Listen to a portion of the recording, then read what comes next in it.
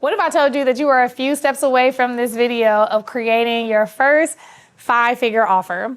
Well, you are, and I want to give you 4 easy steps to help you create your first 5-figure offer. I've created 20K offers, 30K offers, 50K offers, and it all started with this process.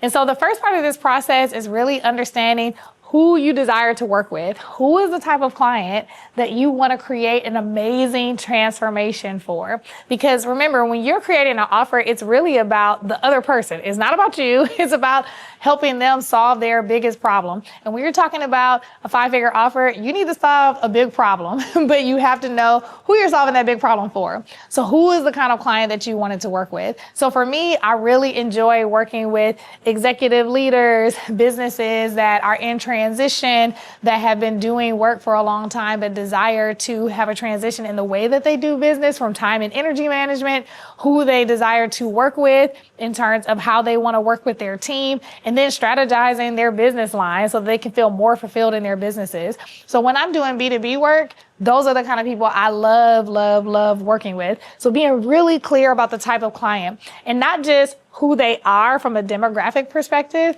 but just where they are. Where are they when you meet them? And what are the problems that they're dealing with in that moment? And what's the transformation that you're going to give them that are urgent needs for them, that they want to accelerate solving that problem so that they can get to this utopia that they really want to get to sooner rather than later?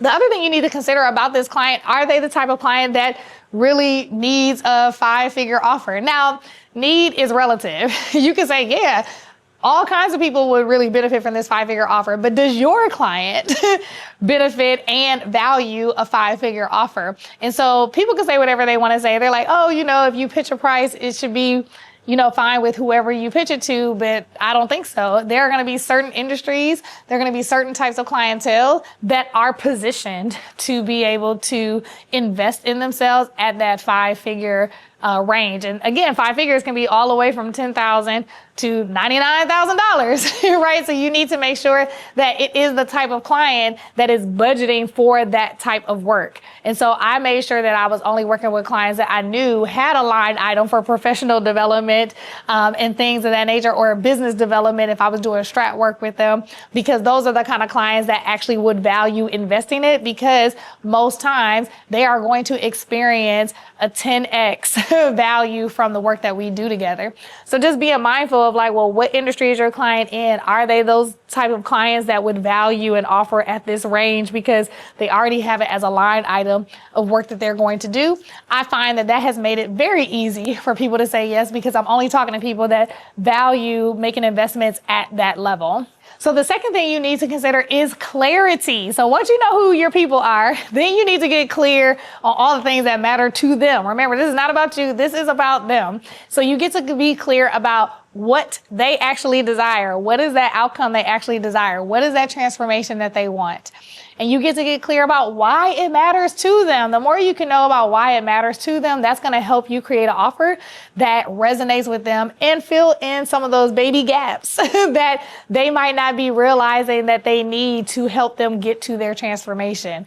And then you get to ask, what is the thing that is going to be the easiest thing they do to solve this problem? Now, this is where you get to get into imagination station. You get to use your imagination, wow, what would it look like if I could help them solve this problem in, a shorter amount of time, or help them solve this problem under budget, or help them solve this problem without burning themselves out? You want to help them solve the problem in a way that is aligned to them and helping them with that why. Because what if their why is, I want this problem solved because I'm burnt out. I don't feel peace at work. I'm not fulfilled at work, or I'm overwhelmed with my staff. Then you want to help them. Hey, I want to do it. I want to help you solve this problem in a way that you do it so fast and you still feel peace. You still feel joy, right? We want to connect to those emotions that they want to feel, but we want to actually give them a solution that is connected to helping them feel those emotions, not just blowing up smoke, but really doing the thing. Because when you really solve people's problems, that is what helps you grow in your business, because you're doing something that's actually helpful and not just telling them a whole bunch of stuff they want to hear. So the third way to help create this offer is to really consider, what is this value? Now, I've heard a lot of people over the years say that whatever that price point you have should be 10x of that should be what they actually get from it. So for example, if you have a 10K offer that you want to offer, then this person should get like 100K worth of value from what you do. So you can use that as a litmus test for you.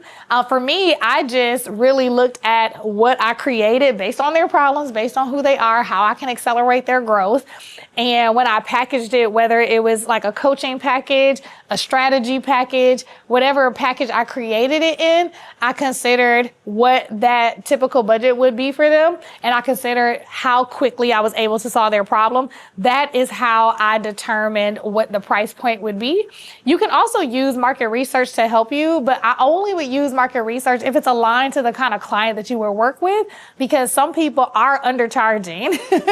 And then some people that are charging, higher, they might be doing it for bigger companies. So it really depends. So sometimes I trust market research in the sense of it can help you get a litmus test, but you want to make sure it's really aligned to the person that you want to work with. Otherwise, you're going to get numbers that don't really, rock with you. And it should also feel good to you. So I'm a little bit of art and science. Like, yeah, you can do a market research, but I also want to think about what feels good to you, because we also have to be in touch with our nervous system.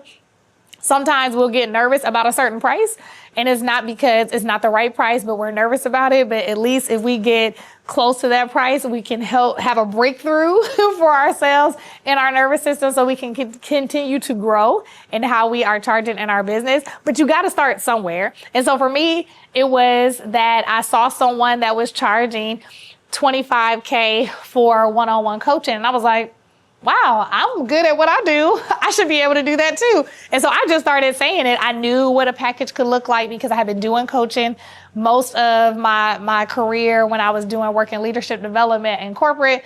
And so with that being said, it was easy for me to figure out what a package would look like because I had been doing the work. And so you doing similar work in your side hustle or in your business that you've done over your career can make it really easy for you to create what that package looks like and what the value would be. But make sure that it's something that is going to give them way more than they would have ever expected from you.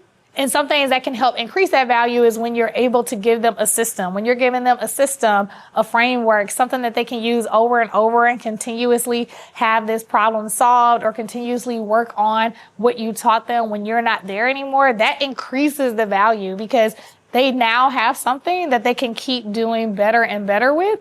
When as before, they didn't have anything. They didn't have something that could help them on the journey to continuously having transformation. And so I find that when I have given clients a framework, when I've given them a system, when I've given them, this is a journey that you can go through and keep reusing to get the same or better results, that has increased the value. So when you're able to create a system, create a framework, something that people can continuously use and keep getting great banging results, then you know you got something special.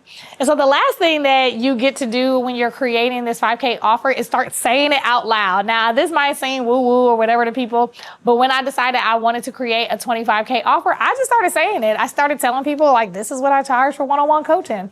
And even though some people said no, eventually someone said yes to my offer. And because of me just saying it, it made me more confident with saying the number. Because sometimes we don't want to say the number because we don't believe that we are, worth it. But it's not about our worth. It's about the value of what we're giving people. And that is what the cost is, not your worth, because you are priceless. So if you enjoyed what you heard today, then you'll love my 900 Ask case study, where I did a 900 Ask challenge with myself, asking for more opportunities in my business that led to a 100K offer in 2026. And so if you really enjoy this video, then you'll love that case study. And so download it today. And then until the next time, I'll see you in the next video.